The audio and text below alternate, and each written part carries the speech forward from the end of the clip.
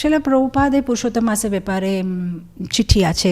Specially উনি একটা চিঠি লিখেছিলেন সৎস্বরূপ মহারাজকে, যে আমাদেরকে পুরুষোত্তম মাস পালন করা উচিত। অবশ্য আমরা ভক্তিতে অলরেডি ষোলমালা করা, ভগবানের প্রসাদ নেওয়া, আরতি, পূজা, শাস্ত্র পড়া আমরা অলরেডি করছি।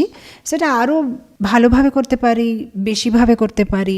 এমনি তো ভক্তরা প্রতিদিন স্নান করে, তাও পুরুষোত্তম মাসে যদি কেউ ব্রহ্ম মুহূর্তে স্নান করবে সেটা খুব ভালো।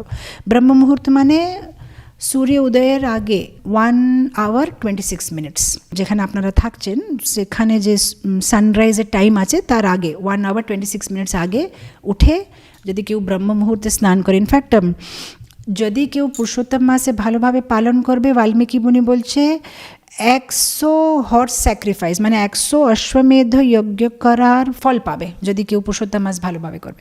আর পুরুষোত্তম মাসে এমনি তো আমরা প্রতিদিন স্নান করি, কিন্তু পুরুষোত্তম মাসে যদি কেউ প্রতিদিন ব্রহ্ম মুহূর্তে স্নান করে তাহলে 12,000 বৎসর গঙ্গাতে স্নান করার ফল পাবে। মানে একদিন যদি আপনি পুরুষোত্তম মাসে ব্রহ্ম মুহূর্তে স্নান করেছেন তো কুম্ভ মেলাতে স্নান করার, কুম্ভ মেলাতে স্পেশালি যখন বৃহস্পতি লিওর ভিতরে যায়, সে যে মানে কি বলে সে ঘড়ি, সে এক্স্যাক্ট মুহূর্ত আপনি সেখানে স্নান করেছেন বলে সে ফলটা আপনি পাবেন যদি আপনার বাড়ির বাথরুমের ভিতরে যদি আপনি স্নান করছেন। আর যদি পুরুষোত্তম মাসে কোনো হোলি রিভার গঙ্গা কিংবা যমুনাতে স্নান করলে 12,000 বছর গঙ্গাতে স্নান করার ফল পাবে।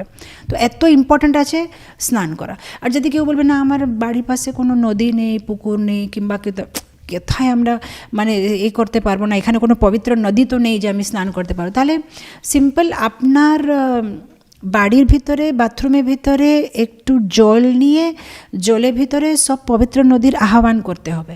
গঙ্গে চ গোদাবরী, যমুনা, সরস্বতী, নর্মদা, সিন্ধু, কাবেরী। তো এরকম করে সব নদীদেরকে ডাকতে হবে। ডাকার পরে এই নদীগুলো আপনি আমার এখানে হাতে আপনি প্রবেশ করেছেন, তারপরে জলস্মিন সন্নিধিম কুরু, আপনি এসেছেন, হাতে জলটা নিয়ে আবার বাকেটের ভিতরে ঢেলে দিতে হবে, আর তারপরে স্নান করতে পারবেন। নাহলে যদি আপনার কাছে কোনো বটল আছে, যখন বৃন্দাবনের থেকে গঙ্গা জল কিংবা যমুনা জল, মায়াপুর থেকে গঙ্গা জল আছে, কিংবা আজকাল একটা ইস্কনের একটা বটল থাকে 1008 হোলি রিভার ওয়াটার, সেটা আপনি একটু ড্রপস বাকেটে ঢেলে তারপরে স্নান করলে 1008 হোলি রিভারে স্নান করার আপনি ফল পাবেন।